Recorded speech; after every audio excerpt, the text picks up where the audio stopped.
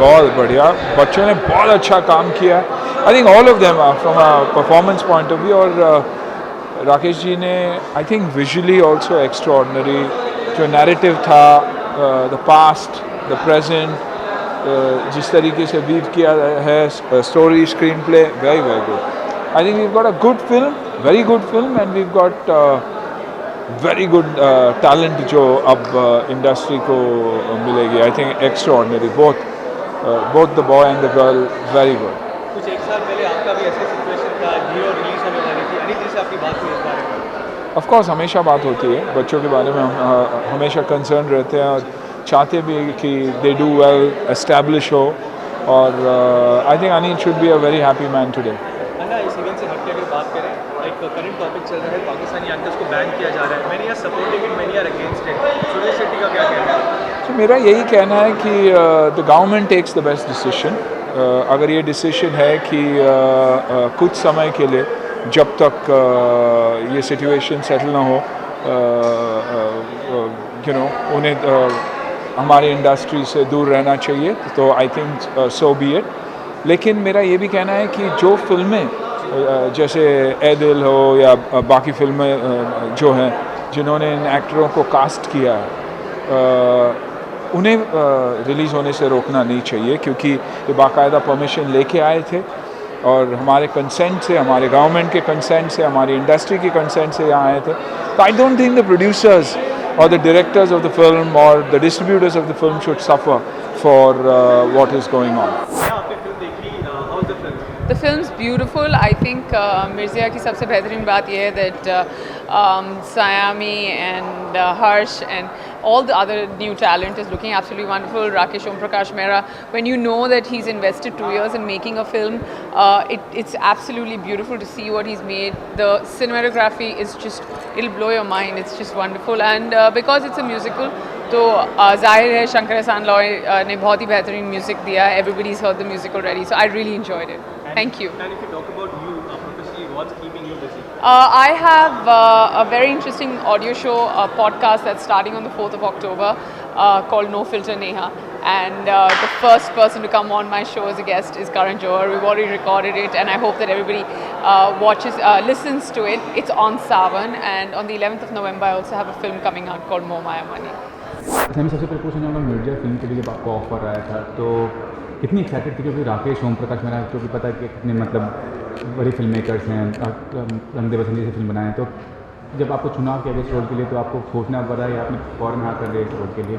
मतलब फ़ौरन हाँ, यानी जब गुलजार साहब और राकेश साहब का नाम होता है पहले पन्ने पर, बहुत कम एक्टर्स ना कहेंगे, तो एक्साइटमेंट बहुत ही ज़्यादा थी और अभी भी सिंक इन नहीं हो रहा है कि actually I am a part of such a big project.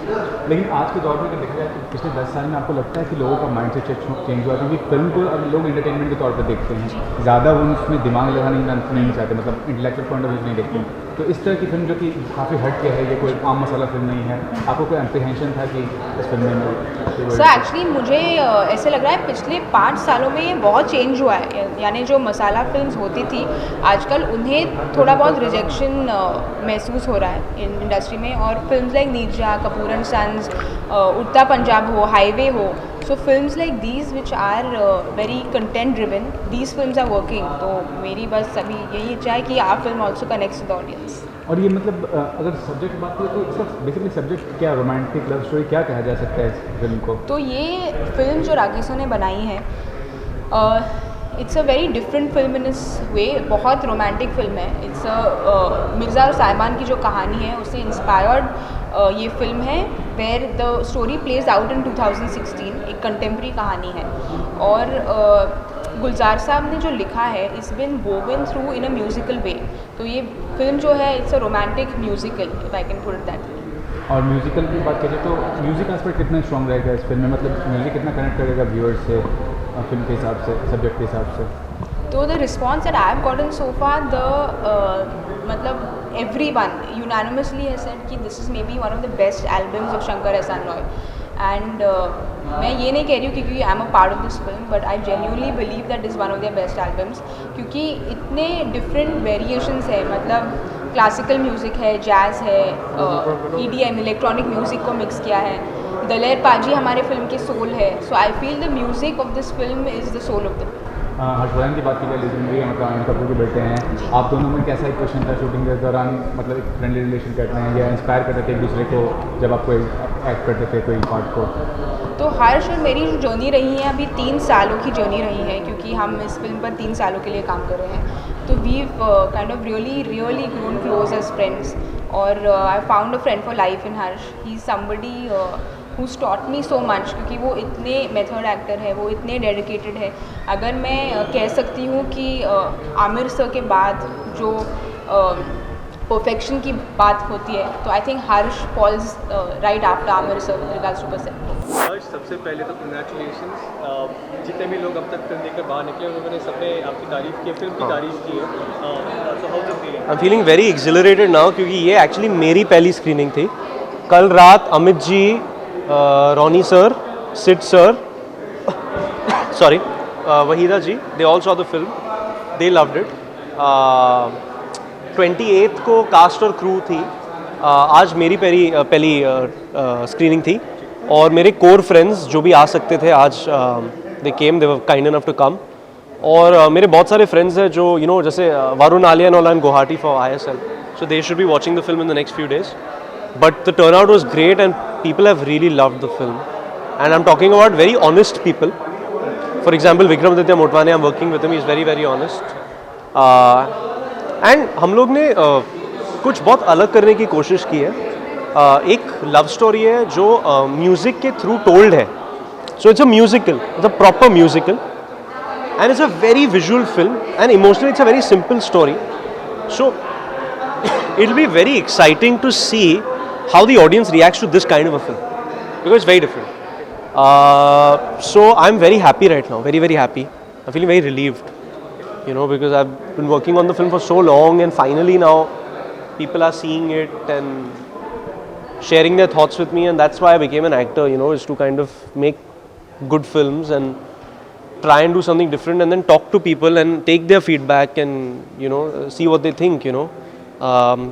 क्योंकि जब भी आप कुछ बहुत अलग करने की कोशिश करते हो तो you need people support, because it's a new kind of cinema. So it's amazing. I am feeling very good. लेकिन हर्षवर्धन, आपसे एक्सपेक्टेशन बहुत ज़्यादा रही, क्योंकि इन दिनों आप स्टार्स आने और अनिल कपूर के बेटे हैं जो इतनी इन तक इंडस्ट्री में काम किए हैं, हॉलीवुड में काम कर रहे हैं, तो ये क्या प्रेशर पुट ऑन करता है या आपको ज़्यादा रिस्पॉन्सिबल बनाता है? नहीं यार, अभी जब आप काम करते हो तो जो स्क्रिप्ट की रिस्पॉन्सिबिलिटी है वही इतनी होती है.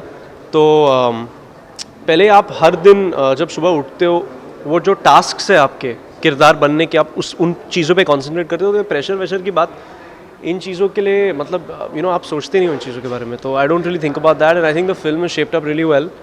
It's a very beautiful film and I hope people like it. और आपने जब खुद को पहली बार देखा, मतलब एक्टिंग करते हो, तो आपको कितनी रिजल्टेंस लगता है आपके और पापा की एक्टिंग में? मतलब I don't see too much, to be honest, but I don't think that's for me to decide. I think it's more of an audience thing. So and Friday को फिल्म रिलीज होने वाली है, family is there for you, तो all excitement, मतलब all screening होगी, expectation? हाँ, मतलब there going to be screenings constantly. We believe it's a film that people should see. We are very proud of it. और हाँ, तो मैं अब दुबई जा रहा हूँ. From there I am going to Delhi for some promotions and then we are going to London for the, वहाँ पे लंदन फिल्म फेस्टिवल BFI पे हमारा वर्ल्ड प्रीमियर हो रहा है. It's called the 2016 love gala. Dev love the film. तो October 6 को वहाँ पे वर्ल्ड प्रीमियर होगा, 7th को यहाँ पे रिलीज़ होगा, 8th को I will come back and then 8th we will start promoting the film here, because there are 3 weeks till Diwali, the 7th October, and then the next big releases are Ranbir's and Ajay's films. So there's a good period, and slowly but surely I hope the reviews and the word of mouth help this film, because I think it is one of those films. So we're going to be promoting this film hopefully for some time after the release, and then I'll start shooting the second half of Bhavesh Joshi. पूछना चाहूँगा, film की सबसे बड़ी USP क्या आपको नज़र आई? मतलब फिल्में तो हर फ्राइडे को रिलीज होती है, इस फिल्म की सबसे बड़ी USP क्या नज़र आई? Well, the entire film itself, it's so strong and so beautiful. What do you say? Like the visions are just like wow, really wow, and the performances and to see like both of them are just so good. You know, how is the feeling when your first debut film release है? आपकी जब पहली film release हुई थी, how was the feeling? Will you?